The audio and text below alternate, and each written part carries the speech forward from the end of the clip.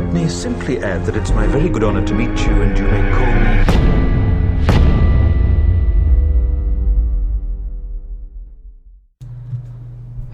So, here's the thing.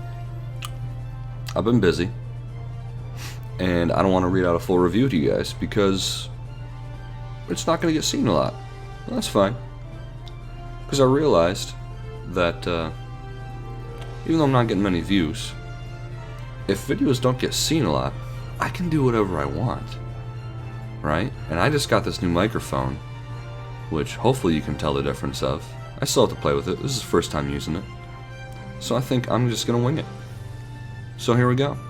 This is the acid-based titration version of the Final Fantasy Explorers review that I wrote up, which will be in the description if you actually want to read it, because we put like 10 minutes into it at least. Might as well throw it up there for those more competent people, right?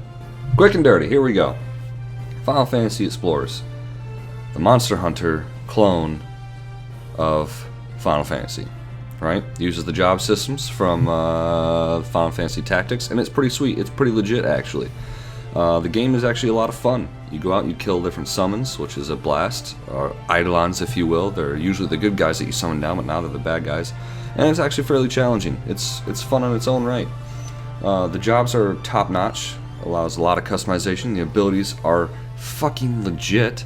The ability system is so clever. It's the only time I've ever seen it, and hopefully we see a return in that system somewhere, somehow, because it is one of the best things about this game. The gear you collect is good. There's not a lot of it. Doesn't really promote you to make a lot of gear throughout the game until the end game, and at that point you pretty much only want to make like 1 or 2 pieces. But there is a nice system where you can upgrade things just how you want. It takes a long time, but still, if you find some really good gear that looks sweet as well, but maybe it's not the best gear, you can still upgrade it and add some different abilities and status effects to it, which is pretty freaking legit, right? So overall, the gameplay is pretty fun. It's pretty much what you'd expect. It's Monster Hunter-esque. You go out, you kill monsters and stuff. There aren't a lot of different bosses, but that's fine for the most part. There's a healthy amount of them, and they double up on them a little bit. They do some subspecies, but it works pretty well because they at least are different and more challenging. The game is quite challenging, and that's the biggest drawback to it, honestly. It's very different from single player to multiplayer, right?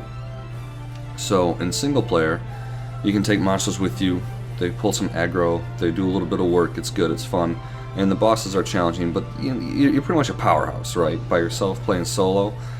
As soon as you step online, everything changes. The scaling is goddamn ridiculous, right? So it shoots up. The bosses have infinitely more HP. I was working with 2 other friends. We were doing an 8-star quest, I believe it was, 8 or 7-star, it doesn't really matter.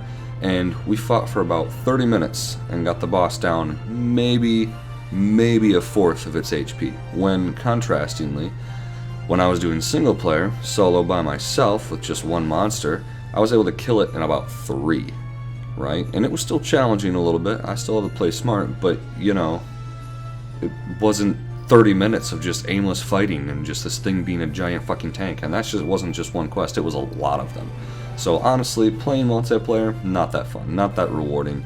You can do so much more solo, quicker, easier. It's definitely a solo game, which is not the theme you want for a hunting game, right? So if you're going to pick this game up, definitely recommend playing it solo. That's really the only way to do it if you want to have fun with it. And it is a lot of fun, you know.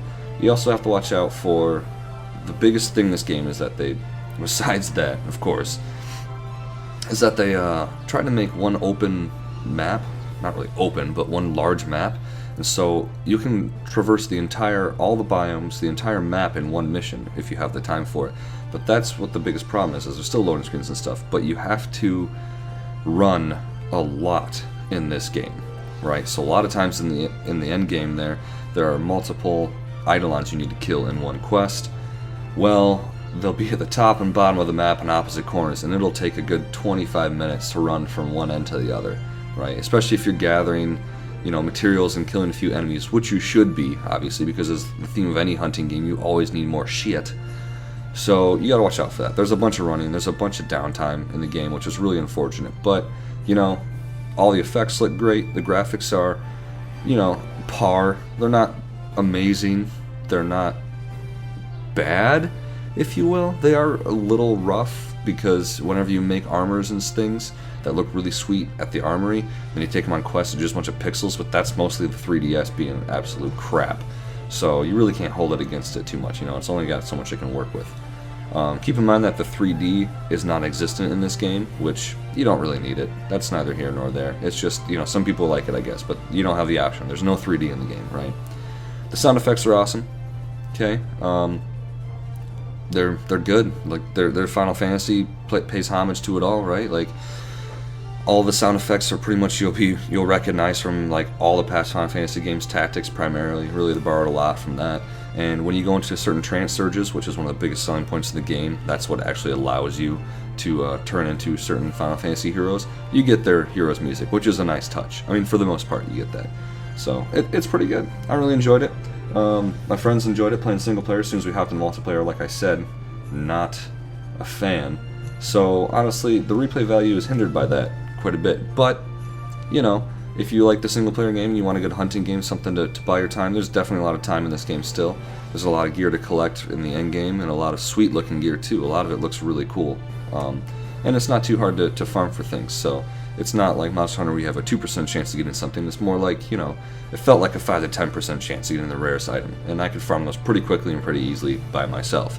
So if you like hunting games, if you like Final Fantasy, hell, pick it up. I think I gave it like a 7.25 out of 10 in my review, which was just sort of a rough estimate because I was tired that day. But hey, I wouldn't give it above an 8. I wouldn't give it below a 6.5. Nah, not below a 7. It's a solid game. You know, pick it up.